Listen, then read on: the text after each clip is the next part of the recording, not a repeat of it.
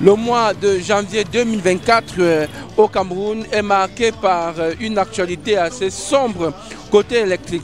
Les Camerounais vivent le retour en grande pompe des coupures électriques. C'est devenu pratiquement une seconde nature pour les habitants des grandes métropoles que sont Yaoundé, Douala et Bafoussam.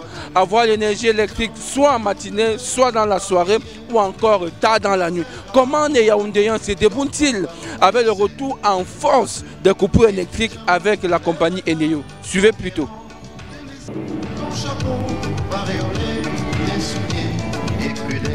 En tant que citoyen camerounais et parlant de l'électricité, c'est quelque chose de très primordial. Donc, on est habitué, on ne peut pas vivre sans ça, mais avec ces coupures de tous les jours, vraiment, ça nous cause du tort, ça nous cause tant de problèmes. Peut-être pour moi, quand je sors, il faut rentrer le soir et recharger mon téléphone, par exemple, pour mettre le réveil, pour que le sommeil ne m'empêche pas de ressortir le lendemain à temps. Et quand peut-être je rentre, je me rends compte que le téléphone est à plat, ça va me causer vraiment un tort. Et ça impacte aussi sur les femmes de ménage, les mamans qui pressent le poisson par exemple. Il y a d'autres qui font leur poisson, elles mettent au frigo et brusquement comme ça, là, on coupe. Et le poisson parfois se gâte. C'est un peu comme ça, donc c'est quelque chose vraiment qui nous dérange. Il y a aussi des entreprises qui fonctionnent avec l'énergie. Vous imaginez, un instant, on coupe le courant, par exemple 2 heures de temps, 3 heures de temps. Il y a un impact, ça dérange beaucoup dans le fonctionnement de certaines entreprises. Donc, même au moment où les longs jours, quand on arrive à la maison, peut-être 15 minutes avant que le match commence, tu arrives à la maison, il n'y a pas l'énergie. Donc, Eneo doit tout faire pour arranger ça. Ce n'est pas bon. Ça dérange vraiment. Chez nous, ça fait déjà partie de notre quotidien. Oui, ça fait partie déjà de notre quotidien qu'on ne comprend plus comment la lumière... En fait, comment le gouvernement fonctionne avec Eneo. Parce que nous, on ne comprend pas. Vraiment. Il faut que le gouvernement voit un peu comment il peut améliorer plus.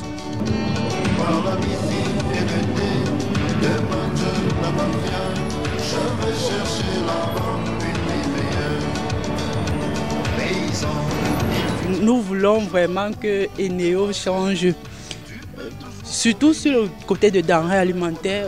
Il y a la décomposition des aliments, la destruction des appareils électrogènes, tout ça. Donc nous voulons vraiment que Eneo change. Et si c'est possible, il y a les populations doivent penser à avoir les panneaux solaires parce que Eneo vraiment, nous sommes fatigués de ça. Déjà, aucune société ne peut vivre sans l'électricité. Du moment où nous sommes en 2024 et c'est l'année de la modernisation, le monde évolue. On a besoin d'électricité pour pouvoir non seulement étudier pour les étudiants, faire le business pour les opérateurs économiques et aussi dans les ménages.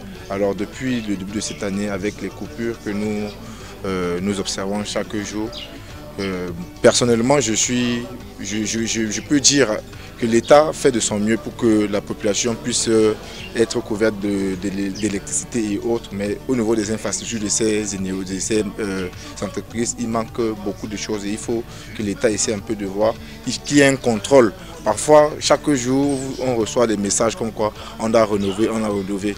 Et vous voyez donc que ça veut dire qu'il y a un problème qui est là, il y a un problème au niveau du matériel.